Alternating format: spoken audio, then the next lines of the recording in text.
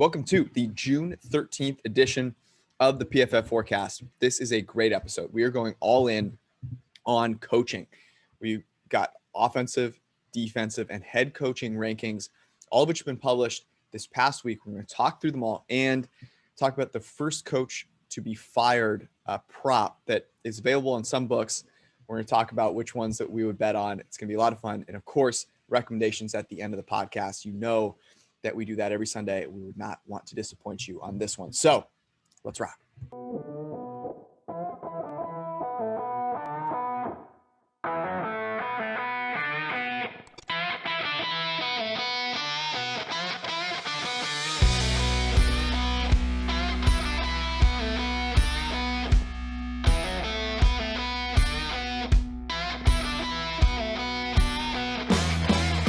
All right. I'm doing this poolside. Had to do it for you, buddy.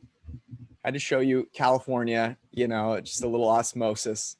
Give you a few vitamin D rays. I can tell you didn't do the same for me, but it's okay.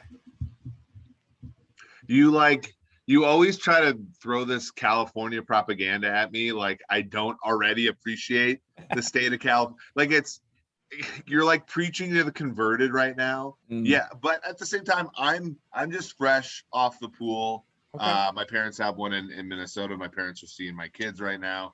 And I'm at, I think in my sister's old room. I hopefully, everybody can sort of appreciate that. But I'm excited to go outside and get my version of a tan. Probably not as nice as yours, but I don't know. I'm excited, for this week and for taking it easy a little bit. Eric with a tan, not something I'm ready for. That's a good recommendation. Hold on. Stop. I don't know if I've ever seen it. In Vegas, I very much paced the tan better than anybody except for like maybe you, like the experienced people like you, maybe Renner and Austin, but like I was not the most embarrassing person as far as pacing the tan. Yeah, you didn't get overly sunburned or really sunburned at all, which I will give you kudos there. Let's get into it let's start with defensive. Let's go defense and then head coach and then offense. And the reason that we want to do that is because I think offense is going to be the one that is the most compelling and the most exciting here. So we'll start with defensive play callers. And what I think would be great is to set up the criteria here, both in terms of the number of years considered for play callers and then how it actually is that you say, oh, this guy is a good play caller. Because I think the number one thing that I heard, especially when I bring these up to people, is, oh, yeah, but so-and-so had this guy, and this guy. And it's like, yes, That is important context, but that's something that's taken into account here. Yeah, I mean, for the play calling sides, essentially what it ends up being is, I'm looking at the play-by-play data, and I'm looking at expected points and win probability. And then I'm looking at the talent of your team, which we can obviously capture with PFF grades. And then I'm looking at how well you did versus an expected baseline.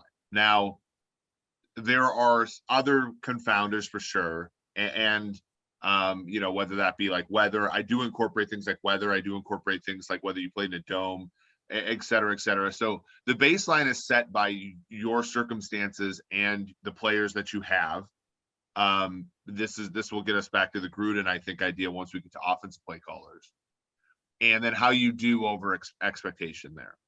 So if you're an amazing defense, but you have the best players, you're probably gonna do well in this ranking, but you're not going to do necessarily as well as a team that performs above expectations. So, I look at, obviously with Staley, he now goes to the Chargers, but with the Rams, I'm looking at, to answer your second question, I'm looking at basically the last 2 years, and I'm weighing most previous games higher than like 2019 week 1 for sure. Like I'm exponentially decaying games by how far away they are.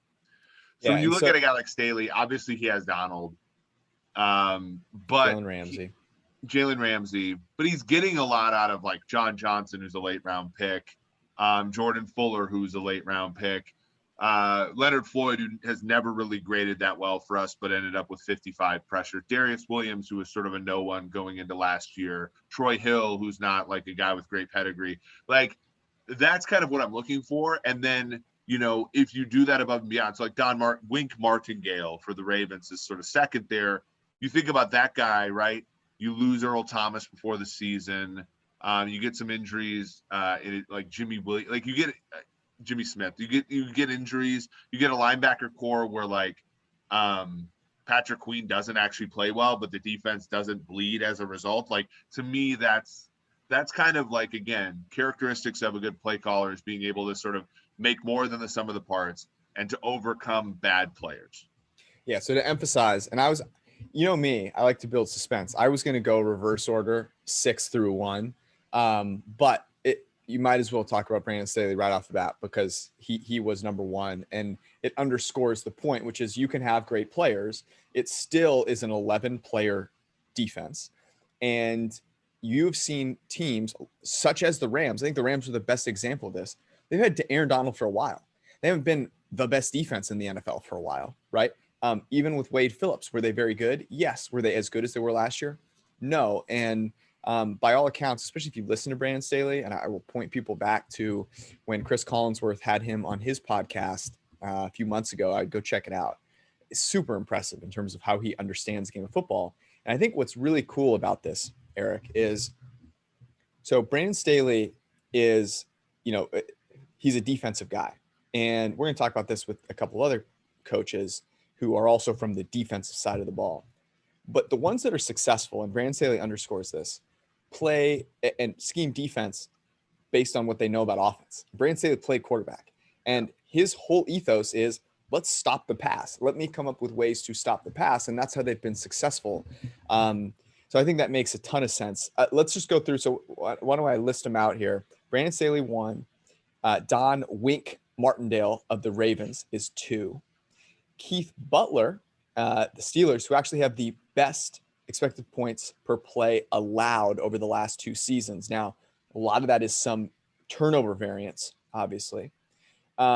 Josh Boyer, who's the Miami Dolphins defensive play caller with Brian Flores, is 4. Number 5 is Todd Bowles with the Bucs. I don't think anyone needs to go much past the Super Bowl, but we might talk about how that was something that we maybe should have expected based on how well they played. And then Leslie Frazier, that might have actually been the most interesting one for me, especially because I don't think that the Bills were that good of a defense last year. Right.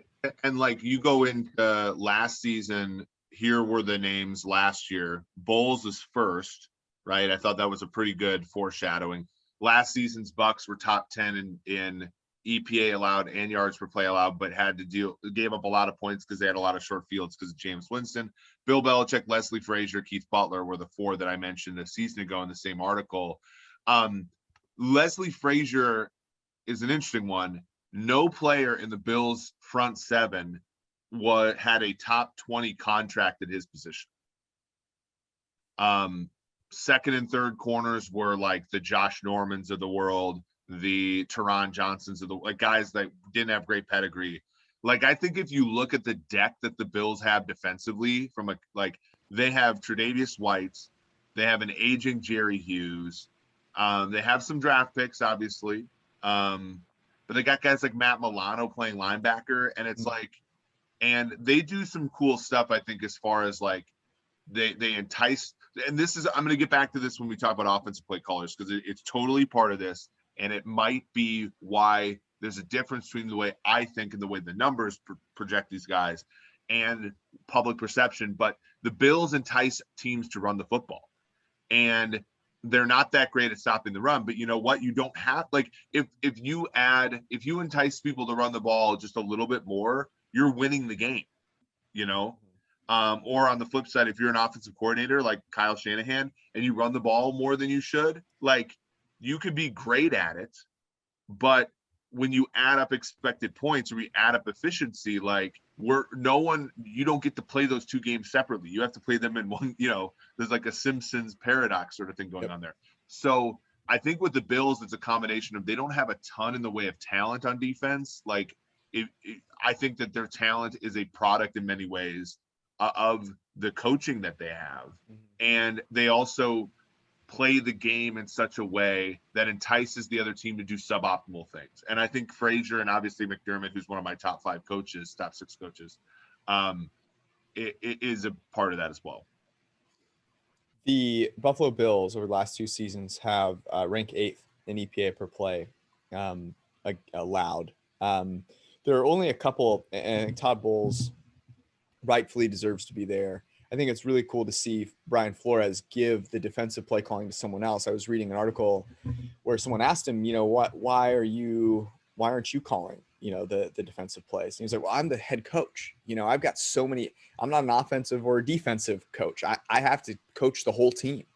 And I think one of the reasons that if you look at Brian Flores and you think about the success that he's had in Miami, that makes sense. You've got to delegate some of those things if you're going to be a great leader. And you see a lot of guys here on this list who are that, right? Who've been delegated that role and have done a really good job. The two teams that do come up in the top 8 that are not in this list, I think are interesting. San Francisco has been a very good defense over the past 2 seasons. Obviously, we're better the year before and had a bunch of injuries last year. But I think Robert Saleh, is a guy that is probably the biggest name not on this list that, even though he's now a head coach, where you go, okay, that's a guy that I would put in there. And then Chuck Pagano, who no longer in Chicago, but Chicago has been very good defense over the past, they're 7th in EPA per play allowed over the past 2 years. Yeah, I took Pagano would not have been I was looking forward. I think he retired. So He did. I'd have to look back and see where he was. Well, I want to give him his due. I'm just trying to give him his due. He might be higher at the conclusion of 2020 than the beginning of 2021 because he's just simply not in the data set as we sort of look forward. But you're right. He actually did a pretty good job. I think he's very Sarkisian-like in that he took over for a brilliant play caller. The team wasn't quite as good in that side of the ball, but they were good. They were still good, right? And people, I think, maybe were more negative on Pagano than they could have been because they were comparing him to Vic Fangio. Yeah, I think that makes sense. And then Robert Saleh, where would you put him in terms of defensive play callers? Oh, he's in the top 10 at least. I'd have to look. I think that he was fine. I think as far the other thing that I forgot to say when I talked about is I also look at your opponents here. So if you do, so that's why Bowles is in here. That's why, when you look at Miami, they had to play Buffalo twice. Pittsburgh had Baltimore and Cleveland. Ravens had Pittsburgh and Cleveland. And that also what makes what Brandon Staley did all the much more impressive because he did it in a division that didn't have great offenses. The Rams offense took a step back this past year. Arizona was good at the beginning of the year, but not so good in the end of the year. I think with Saleh, it was just those base rates were a little off. And I'll say this about Shanahan too, and I think this is the one criticism you can have of this ranking system is I think when guys get injured before a game, it has a hard time being okay, for half this game you had Sherman and this other half you didn't. It just assumes you had Sherman. Going into a particular game, not a whole season, but in a game. And I think when you have as many injuries as the 49ers did a season ago, maybe that could cloud the model's judgment here. I like Salah. He's had his moments for sure. And defense is way more unstable. So your time atop the list is shorter if you're atop the list. And Salah has been atop the list at times during the course of his career as the defensive coordinator for the Niners.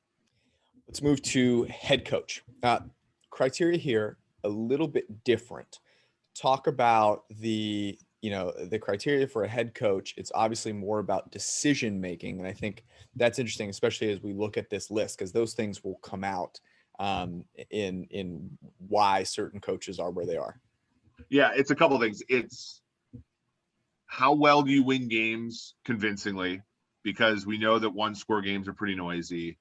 How well you do and going for fourth downs when expected points or win probability tell you to. It's also how well you do against the betting markets. And if applicable, how well you do as a play caller. There's a number of those. And then, and how well you do above the wins above replacement on your roster. So can't Andy Reid gets number one here. Andy Reid has always gone. He's all 8 seasons he's been the Chiefs head coach. The Chiefs have gone over their win total. If you bet over for them, you would have won every single year. Last season, he added to his repertoire by going for it on 4th down 2/3 of the time when applicable, including the 4th and 1 with Chad Henne as his quarterback in the divisional round, which was pretty cool. He and Belichick have the highest the Chiefs and the New England Patriots since 2013 have identical win percentages if you count essentially if you count 2-score or bigger games as 1 win and 1-score games or less as half a win. Those two guys have won 69% of their games if you count it that way. Highest in the NFL. And Reid is a top 5 play caller, has been for years on offense. So that's really why he gets the number 1 nod. And then after that, I think the one that people found the most reprehensible was Matt LeFleur. And I can understand that. But I think when you pull the curtain back on LeFleur, he's been extremely impressive. LeFleur is the one that I'm very interested to talk about. Let me run through the rankings here and then we can dive in, because I don't think there'll be any qualms with John Harbaugh at 2, LeFleur then at 3, McDermott and Buffalo Bills at 4, Sean Payton at 5, Bill Belichick at 6, and then Kevin Stefanski, I also think is interesting, at 7. But let's talk about LeFleur, because I think the narrative and our opinion on LeFleur probably did about as much of a 180, would you say, as any coach could have possibly had over the course of one season, from where we thought he was the year before to after the season.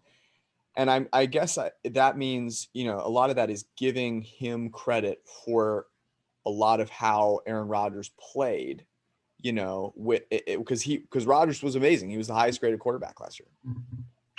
Yeah. And I sort of think I take a broader view. So if you view the getting wins above, let's say Pythagorean expectation or war expectation or whatever, and you attribute that to head coach, he sort of has done it 2 different ways to get to 13-3 the last years. In 2019, our friend Ben Baldwin, who we'll have on in one of these, podcasts in this series, has documented Aaron Rodgers was not playing well from most of 2017 when healthy, 18, and then 19.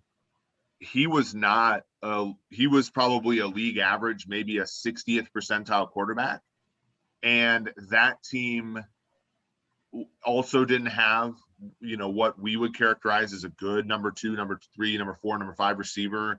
They're dealing with Mercedes Lewis and something called Robert Tonyan at tight end, which those are how Robert Tonyan is a household name now. But then the question becomes, is it the system that's, given rise to that? And they go 13-3. They beat Seattle in the playoffs and they get drilled by San Francisco. And then last season they go 13-3 and Rodgers has an MVP season. An MVP season, despite again the fact that they really have one wide receiver who has sat out games before, and they're, I believe, undefeated in the games that Adams has sat out during the course. And again, that's what the model will pick up for the play calling aspects of it. And I think at some point, once you start to grow this thing out, it's he's done a really good job. And then I'll put it back again. We gravitate to the abhorrent decision he made to kick a field goal down 8 against Tampa in the playoff game. And we pull back and say, well, but actually, if you look at admissible 4th downs a season ago, he went for them 75% of the time, which is second in the NFL only to Kevin Stefanski of Cleveland. So you take the fact that WAR per dollar on the offensive side of the ball in the passing game. So we're talking about wide receiver, quarterback, O-line, with a highly paid wide receiver, highly paid quarterback, by the way, best in the NFL. I think there's a lot on his ledger that is impressive. And as I said in the piece, George Seifert was the 49ers coach, took over for Bill Walsh, went 14-2 his first 2 years. Montana won a Super Bowl, one of them, so it's a little bit different. Montana gets injured in the NFC title game against the Giants in 90, and they have to go with Steve Young. and Seifert petered out for a couple of years, then wins the Super Bowl a few years later. That's the only coach I believe in NFL history that has a better record the first 2 years of his coaching tenure than Matt LeFleur. So the question becomes, like, we might see a quarterback change in Green Bay here. If LeFleur can get like a Jordan Love team to like 10 wins, 11 wins, like, I think this cements this. That to me is the scariest thing about putting out a ranking where Matt LeFleur's third, is like, what happens when Rodgers is gone. Yeah, because I think untangling the two of them is tough. And you bring up the 2019 season. I guess my pushback there would be there was a lot of eking things out and getting the right side of variance, that got them to 13-3, that I'm not going to give. That I just don't feel like LeFleur deserves a ton. I mean, he deserves some credit for it, but like not a ton of it. And then this year, it was really made possible by the fact that Aaron Rodgers bought in. Now, does LeFleur still deserve some of that credit? Yes, because Rodgers bought into that, right?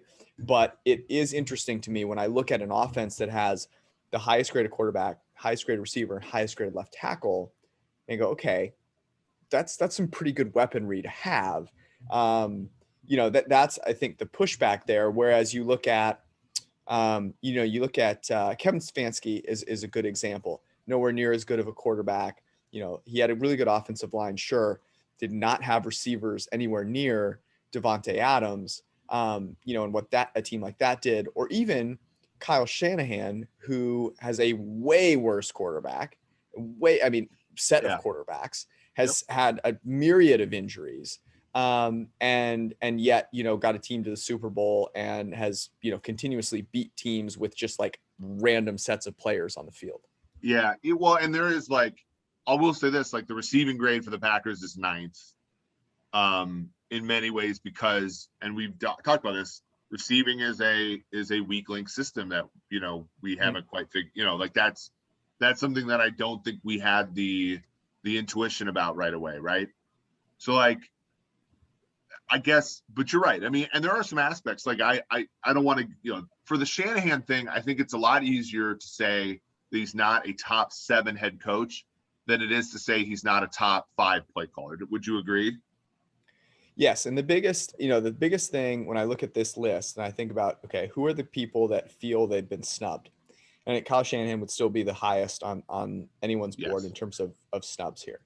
But I think and I was on Boston TV explaining myself about Bill Belichick at 6, and I was on Bobby Hebert's show explaining Sean Payton at 5. All these people think that their head coach should be higher. I will say this, Belichick for the last 10 years has been one of the worst coaches in the NFL in terms of going for 4th downs when they are admissible, including that Sunday night game that you worked on your way to your Emmy, where they kicked a field goal on 4th and 1 with like 30 seconds left in the half to cut a lead from 21-14 to 21-17, thinking that they were getting the ball to start the second half. Like, Belichick's an amazing coach and probably the best coach of all time, but this is looking at right now, and this is also looking at like the modern NFL, where when Belichick was moderately aggressive on 4th downs 10 years ago, the rest of the league was behind, right? Yep. And now the league has shifted, and this is why I rank John Harbaugh so high. And I personally think, I want to come out and say, I think John Harbaugh is a Hall of Fame coach. And I think that somebody who can win a Super Bowl with Joe Flacco in 1 decade, and then in another decade be the wokest head coach in the NFL with respect to a lot of things. Now, not perfect because they drafted running back, linebacker in rounds 1 and 2 last year. But like that evolution, I think, is leaving some of these guys behind, and opening the door for somebody like Stefanski. And I'll just say this about Kyle Shanahan, because I do think Kyle's a great coach, and he has the highest scheme uniqueness in the NFL. And part of me wishes I would have incorporated that instead of the straight rankings, because we use both in Green Line. But as far as head coach is concerned, here are my concerns with Shanahan: is 4th down decisions, you're in the bottom half of the league with him, 42%. I think he can pick running. Like, I feel like they have good running backs on their team, and they still spend money on McKinnon and Coleman, trading up for Sermon. And I think the trade up for Trey Lance will ultimately not matter, because I think it will be, they have a decent enough system where like it won't be that sensitive who that particular guy is. But I think trading that many assets, he did misread the market there, he and Lynch. And I think that's just something where, again, that I don't think that should necessarily keep him off the list, but I think it knocks a little bit of the veneer off of the infallibility that a lot of people are coming at me with for him. Well, there are a couple lessons here. The first is never listen to people on Twitter. Well, sure, but the second is there are two things with Kyle Shanahan that play into why there's both a lot of fairness to this and also why there's a lot of outrage. And we'll get into the offensive play caller rankings after I make this point. The first is the fourth down side of things. The average fan does not pick that up. You know, it's something that gets swept under the rug, especially in games where your team is not competing for a division title or Super Bowl or whatever, right? Those things get washed away. And Kyle Shanahan, with a few very high profile exceptions, and I'll go back to the Baltimore Ravens game that they played, and they end up losing that game, but I thought it was one of the more impressive performances for a road team. And then against the New Orleans Saints in that Super Bowl year, he does not go for fourth downs, fourth and short, which is weird because of the second point, which I'll make, which is one of the reasons he is so lauded is, as you said, the uniqueness of his scheme, but in particular, the uniqueness of the running game, which I think people would be shocked to find out where their expected points added per play ranks over the last 2 years. And I'm going to bring that up when we get into the offensive play callers, but it's indicative of, like, I'm trying to think of the best analogy here, but it's like buying something that looks really, really cool, but doesn't have a ton of utility, you know? And it's like, okay, that's really great. And people might think it's very cool, but does it do that much for you? And I think that is, I'm not saying that what the Niners run game is doesn't do something for them, but it does more in people's minds than people are willing to think about. The one point that I will make, though, is if you look at the passing game in particular, you know, he has had a terrible, of all the guys on this list, by far, the worst quarterbacking situation. I mean, it's not even freaking close. And the fact that he has quarterbacks averaging 8 yards per pass attempt that probably couldn't make another team is amazing. And on top of that, with receivers who are all yak guys, you know, like his ability to scheme open guys, it is dramatic. So the thing that I would say to people is, yeah, would Kyle Shanahan be in my top 7 in terms of picking a head coach in the future? Sure. But does that mean that he has necessarily had 2 seasons where he's been a top 7 head coach? Not necessarily. We'll be right back, but we're going to pay a couple of bills first. If you have not gone and checked out all the good stuff at pff.com, it's not too late. There's still an opportunity for you not to be behind the 8 ball when it comes to getting yourself ready for this upcoming season, especially fantasy football. We've got the 2021 PFF Best Ball Draft Kit. If you have not done Best Ball or played Best Ball, it takes you through all the basics, and it's a great way, maybe one of the best ways you could possibly prepare for real live draft action, and it doesn't require you to make any extra time allocation during the season. It's a beautiful thing about Best Ball.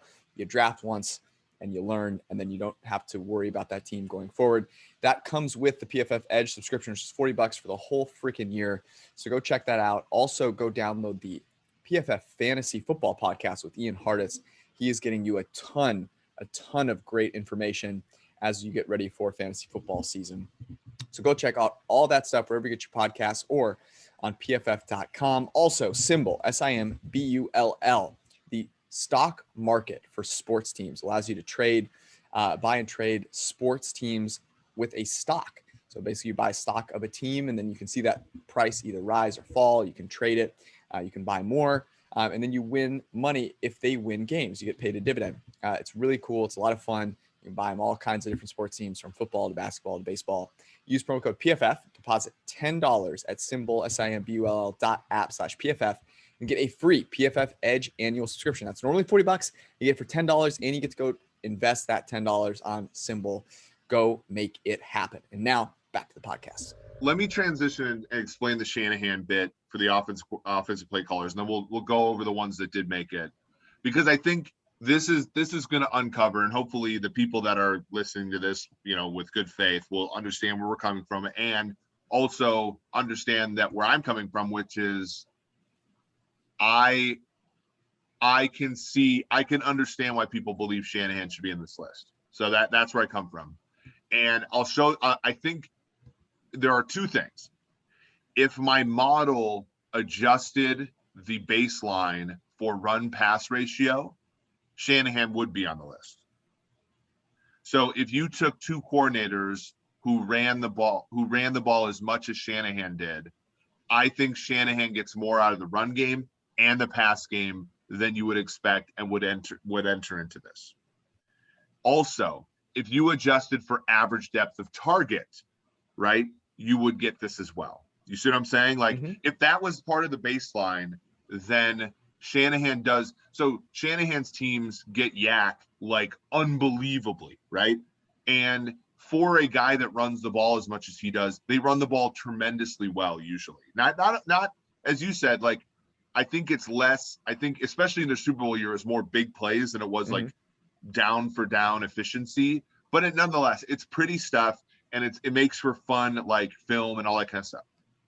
But when I'm evaluating play callers, especially if I want to win football, if I want to win bets, or if I want to win football games, if I'm thinking about installing this guy, the coach in many ways has control over how often you run the football.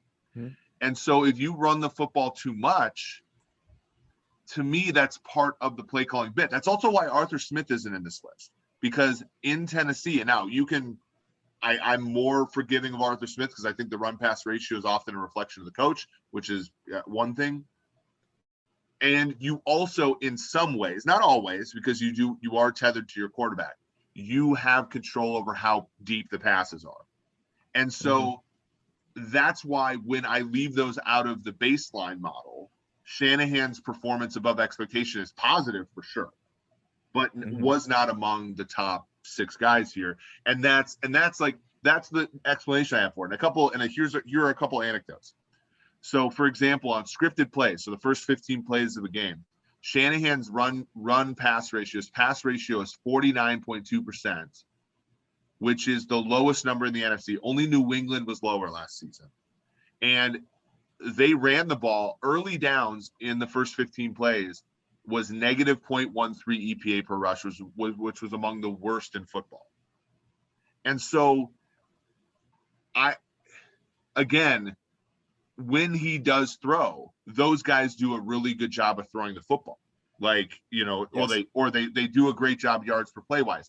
But like, it's being multiplied by a number that's really close to 0.5, whereas some other guys who are pressing the edge are multiplying those numbers by 0.66 or 0.70.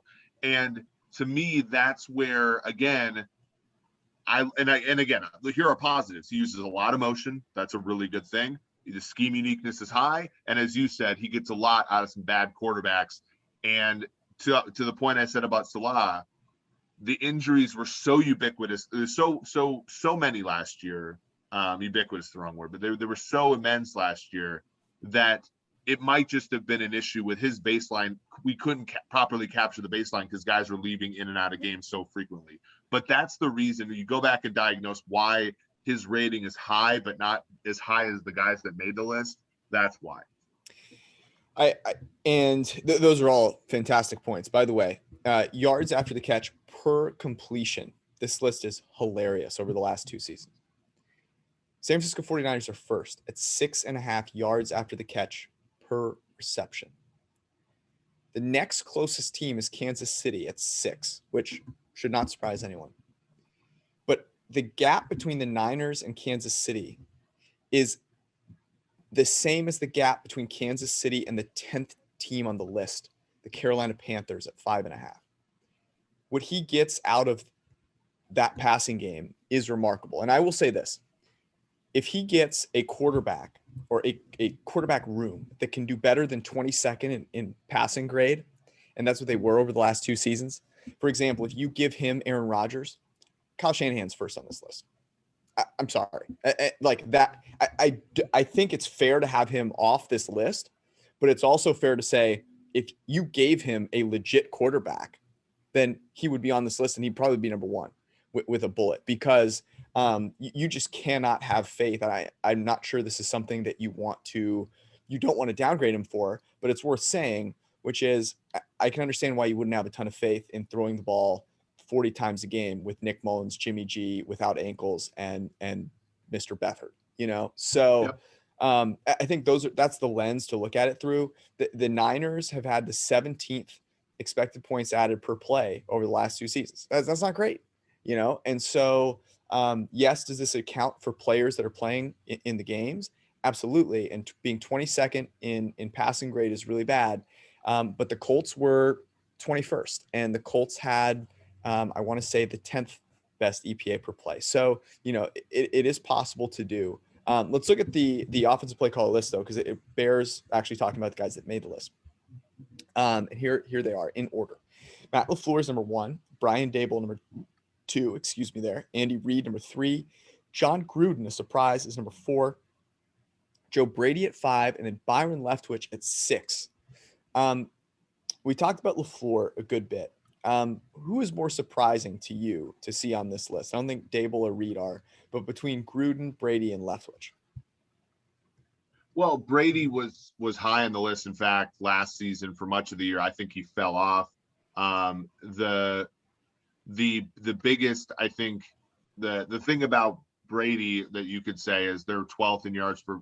Teddy Bridgewater was 12th in yards per pass attempt, tied with Brady last year, Tom Brady, but he was 24th in PFF grade, right? Like that's kind of exuding the very thing we're talking about, which is a guy's not playing that well, but the team is getting value out of that player. They regressed significantly. It'll remains to be seen. The stuff he did at LSU was really impressive. So he, but to me, it's Gruden. And this gets me to the idea. It's why Gruden's nowhere close to my best head coach rankings, because he's a terrible grocery shopper, but a pretty damn good cook, right? And you get the last season, again, like Henry Ruggs was not the right wide receiver to take high. We liked him and he did well in our rating system, but like in hindsight, he was not the most ready to play wide receiver. He still might be good relative to everybody, not the most ready to play. Hunter Renfro's in that rotation. Nelson Aguilar's in that rotation.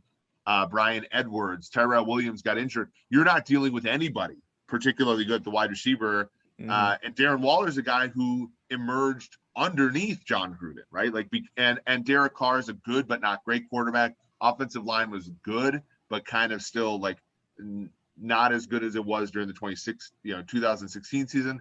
And they had a tough schedule a season ago. We were under them on their win total in large part because we thought that the 2019 season was Gruden getting more than was expected of him. Saw a tough schedule in 2020, and they went 500 with a defense that was really nothing to speak of, or worse than that, actually. And I think that Gruden deserves some credit for that. Now, broadly, it's awful that he lights the house on fire and then takes credit for putting it out, but he does put it out in many ways. Yeah, it's interesting. I was a little conflicted here because I think overall, offensively, they've been a top 10 team in EPA per play over the last 2 seasons, that ahead of teams like the Rams, the Cardinals, the Niners, the Cowboys. But a lot of that is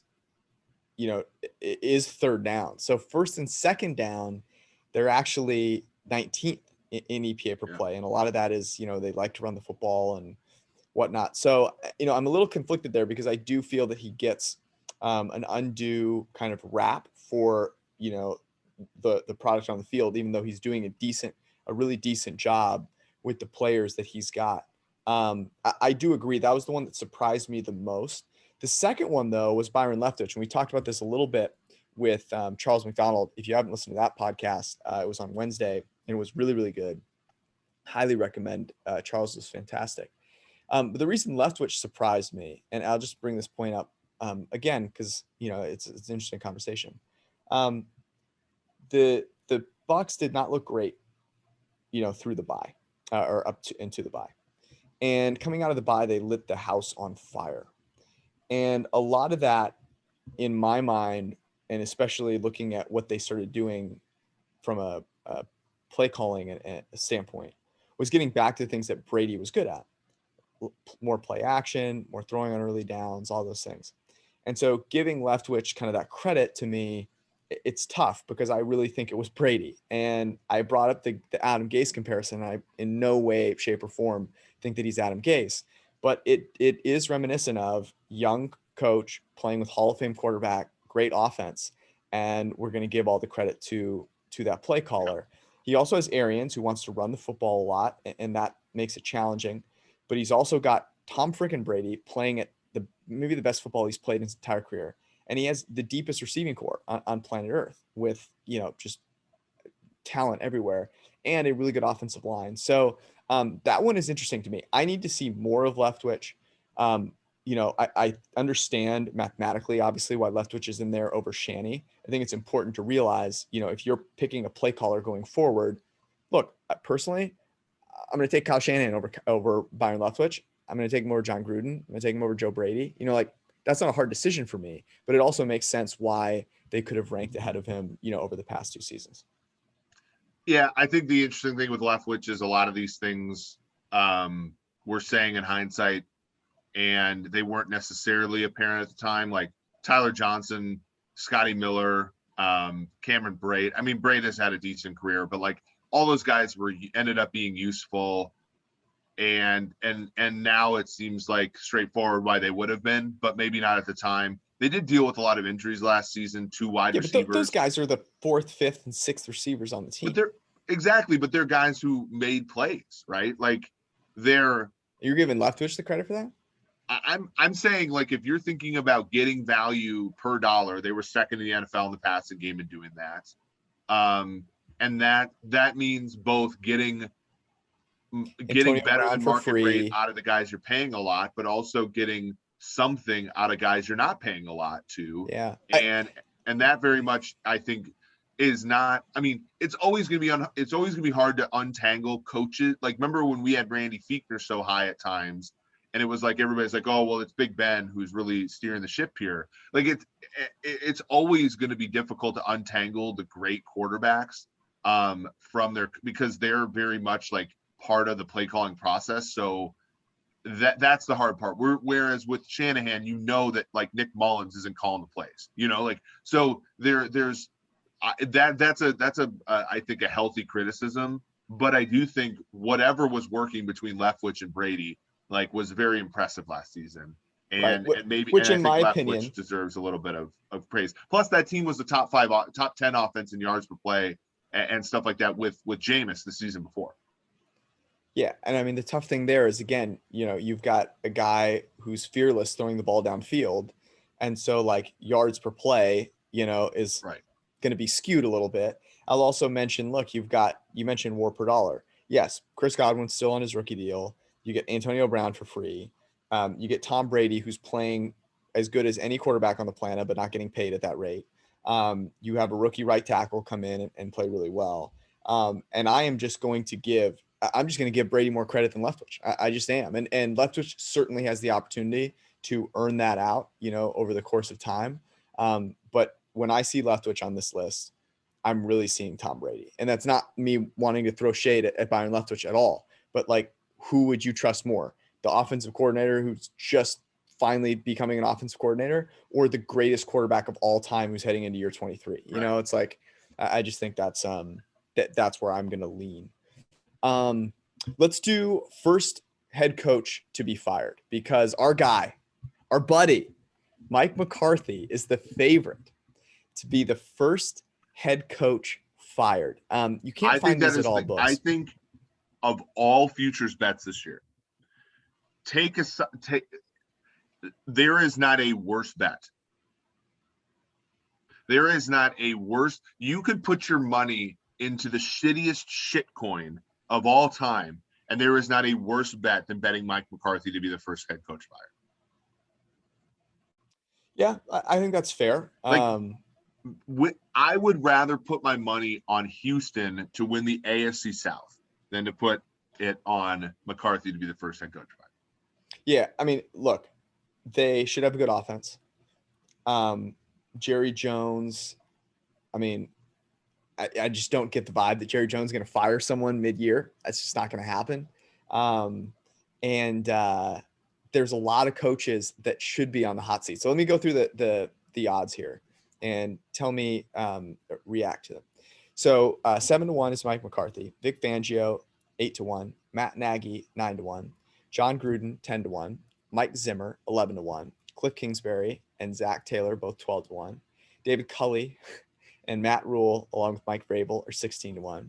Matt LeFleur is 20-1. That's fascinating. Brian Flores, Frank Reich, John Harbaugh, Kyle Shanahan, Pete Carroll, Sean McVay, Sean Payton 25-1, Ron Rivera 28-1, Dan Campbell 33-1, Joe Judge 40-1, Arthur Smith, Brandon Staley, Mike Tomlin, Nick Sirianni, Robert Salah, Urban Meyer 50-1, Kevin Stefanski, Sean McDermott 100-1, Bill Belichick 250-1, Bruce Arians also 250-1, and your boy Andy Reid is 500-1 to be the first coach fired. I'm not betting any of those guys at the end of the list. I have one bet that I love, that I absolutely love, but I'm going to give it to you first. What sticks out to you? Zimmer 10-1. I think it could go pear-shaped for them really quickly. Yeah, I think that's of the guys that have short-ish odds, it really is Mike Zimmer in my opinion, and basically no one else. I mean, Vic Fangio is either going to have Aaron Rodgers or a trash fire at quarterback. So, I don't think you're getting rid of him if Drew Lock plays like shit. Matt Nagy gets Justin Fields. He's going to get the year. Jon Gruden owns the Niners or owns the Raiders. So I don't know what. I mean, you're on year 4 of 10-year, whatever million? Like, get out of here with that. That's ridiculous. Cliff is kind of interesting, but I think based on what Keim did, that he's not going to cut bait on him quite yet. Zach Taylor is interesting, but the Bengals aren't firing a guy midseason. And then you've got guys who have just been hired. So here's the one that I like. And it's a guy that was just hired. Nick Sirianni. Okay. Could be. I think expectations in Philly are really low, though. Yes, they are. They are. But you look at – so do you the first question is, do you believe someone is getting fired during the season? Yes. And that brings me back to the McCarthy thing. Jerry Jones has fired one coach in season, and that was Wade Phillips in 2010. He proceeded then to have Jason Garrett be his head coach for the next 9.5 seasons. Phillips got 3 full seasons. Parcells got 4 full seasons. Dave Campo got 3 full seasons. The quickest hook he's ever had was Chan Gailey, who had 2 seasons. And I don't even think he got fired because his last season, I have to look, his last season, they went to the playoffs, but he got 2 full seasons. That's been, so like, I think with the McCarthy one, like I don't understand why that one is where it is. Like it's because of the microscope in Dallas. Everyone puts a microscope on them. They did not play well last year. And look, say what you want. They lose a game, and that's going to be the first thing SportsCenter talks about. Yeah, they win a game, same thing. But they lose 2 in a row, and I guarantee you that is something that's being talked about, and that is part of this narrative. The reason I'll say Sirianni, though. I think with Arizona, just to briefly talk about the Cliff thing, Keim has been embattled enough as the GM not to throw stones, I think. Right? Mm-hmm. Like, and the other one is, if Keim fires Cliff Kingsbury just 2.5 years after he fired, who is the coach for that 1 year? The Wilkes. Steve Wilkes, yeah. Then you're the problem, right? Like I think if that guy gets fired, I think if Kingsbury gets fired midseason, Keim's fired midseason too. It's like a Patricia. Oh, I'd thing. agree. 100%. They're kind of a package deal. I also think Kyler's going to play well enough where like running the football that, either he gets injured and then they pass the buck or not.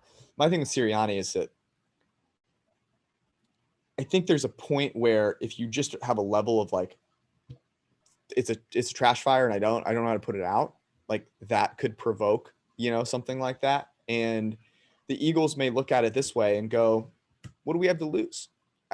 Like we're going to, if it's going poorly enough and they're going to get a top 3 pick, they go, we're picking a quarterback. Let's just get out ahead of this. Nick Sirianni's not the guy. We learned it this year. Like he couldn't do anything. We're going to be the first team ready to get on the coaching search. That's where my head is at in terms of like, they'd be willing to churn and burn to get their next guy who they believe can actually lead them with their new quarterback. And I think that's when you say like the bottom could fall out. Absolutely. Yeah. That's why. And you could think of here's the thing. And this might be, I don't hate your take anymore. Here's why. Thanks. The Peterson firing was so abrupt. You wonder if the Sirianni, and late enough in the process where you wonder if Philly was really satisfied with who they got.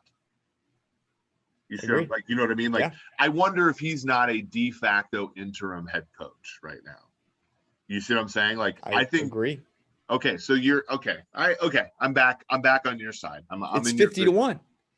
It's the fact that he is 50-1. Man. They're going to be bad. Let me tell you. I mean, here are the other. Tell me this: is there that big of a difference between Nick Sirianni and David Culley? I'm sorry. Unfortunately, expectations are higher for sure, which could lead to him being fired earlier. Yeah, but their team is not. I mean, it's better, but like, man, that's other coaches. The expectations are higher. Everybody, if Houston doesn't win a game, there are going to be zero of us who are like, oh, David Culley is really the problem. Yeah, he blew it. Like, yeah. Whereas if the Eagles don't win a game, like there are still some people who believe they're going to be good.